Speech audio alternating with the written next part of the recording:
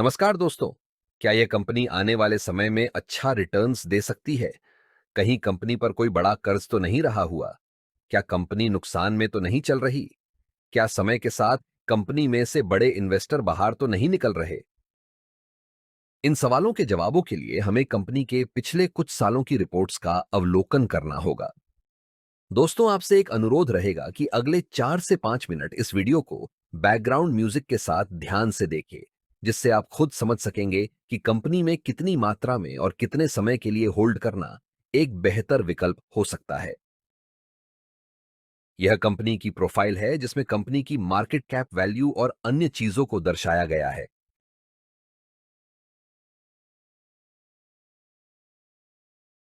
Company के stock की value में होने वाले बदलाव को ग्राफ के माध्यम से देख सकते हैं और इससे अंदाजा लगाया जा सकता है कि कंपनी के स्टॉक वैल्यू में कितना फेरफार हुआ है।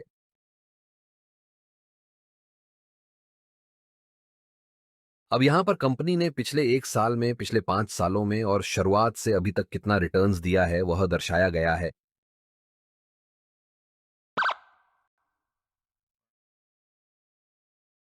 दोस्तों, अब हम कंपनी की फाइनेंशियल रिपोर्ट को देख लेते हैं कि कंपनी कितना रेवेन्यू और प्रॉफिट बना पा रही है। क्योंकि कंपनी को आगे बढ़ने के लिए अच्छा प्रॉफिट बनाना भी जरूरी होता है, तो नीचे की रिपोर्ट पर ध्यान दे।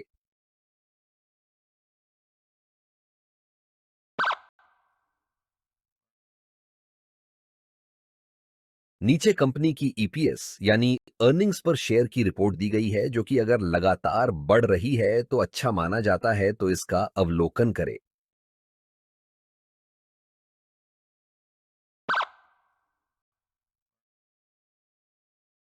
नीचे कंपनी की डीपीएस यानी डिविडेंड पे आउट रेशियो को दर्शाया गया है।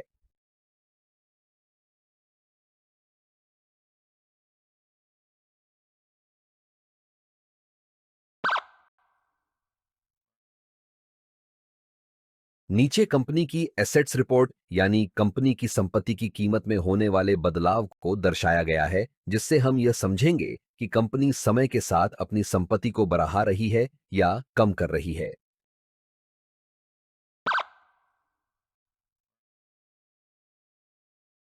नीचे कंपनी की कैपिटल एक्सपेंडिचर्स की रिपोर्ट को दर्शाया गया है, जो अगर समय के साथ बढ़ता है तो यह कंपनी की ग्रोथ के लिए अच्छा माना जाता है।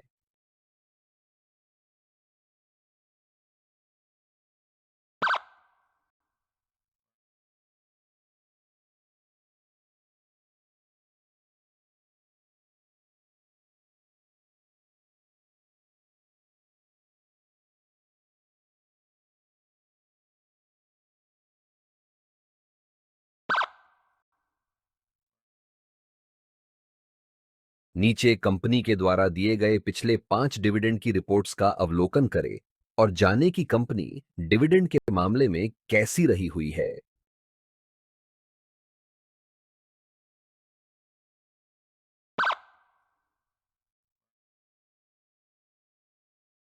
अब हम कंपनी पर रहे हुए उधार या कर्ज को देखेंगे, जो कि नीचे दर्शाया गया है। अगर यह समय के साथ कम हो रहा है तो अच्छा माना जा सकता है, पर अगर लगातार बढ़ रहा है तो वह अच्छा संकेत नहीं माना जाता।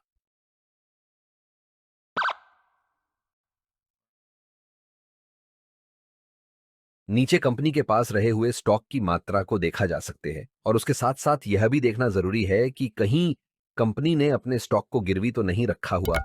अगर रखा भी है तो कितनी मात्रा में रखा गया है। कंपनी में म्यूचुअल फंड्स के द्वारा की गई होल्डिंग को नीचे दर्शाया गया है।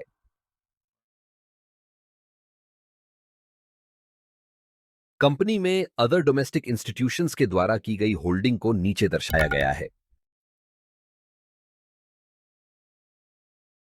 कंपनी में फॉरेन इंस्टीट्यूशंस के द्वारा की गई होल्डिंग को नीचे दर्शाया गया है।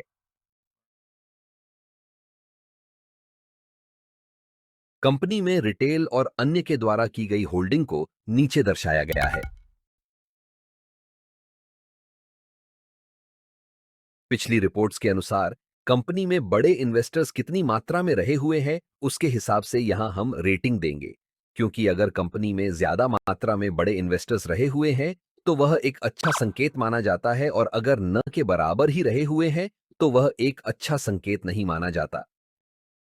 यह कंपनी के टॉप कॉम्पिटिटर्स को दर्शाया गया है।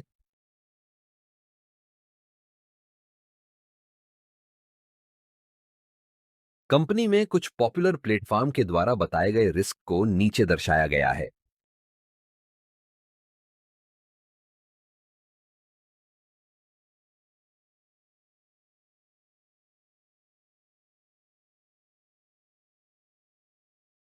ऊपर की सभी रिपोर्ट्स का अवलोकन करने के बाद 5 स्टार में से दी गई रेटिंग को नीचे दर्शाया है, जो आपको कुछ निर्णय लेने में मदरूप हो सकते हैं। तो आपको इस कंपनी के स्टॉक के बारे में क्या कहना है?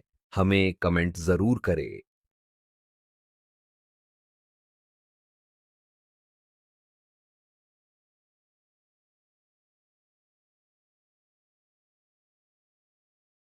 दोस्तों, अगर आप स्टॉक मार्केट को अच्छी तरह समझना चाहते हैं तो नीचे दी गई किताबें आपको काफी मददरूप होगी, और यह आपको ढूंढने की भी जरूरत नहीं पड़ेगी, क्योंकि आप इनको डिस्क्रिप्शन में दी गई अमेजन की लिंक से डायरेक्ट खरीद सकते हैं।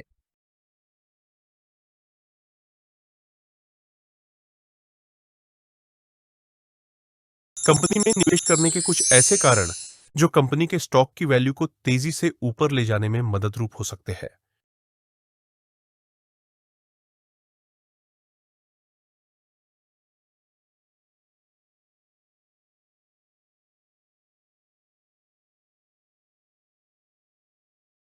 यहाँ कुछ ऐसे कारण दिए गए हैं जो कंपनी में निवेश करने के रिस्क के रूप में देखे जा सकते हैं।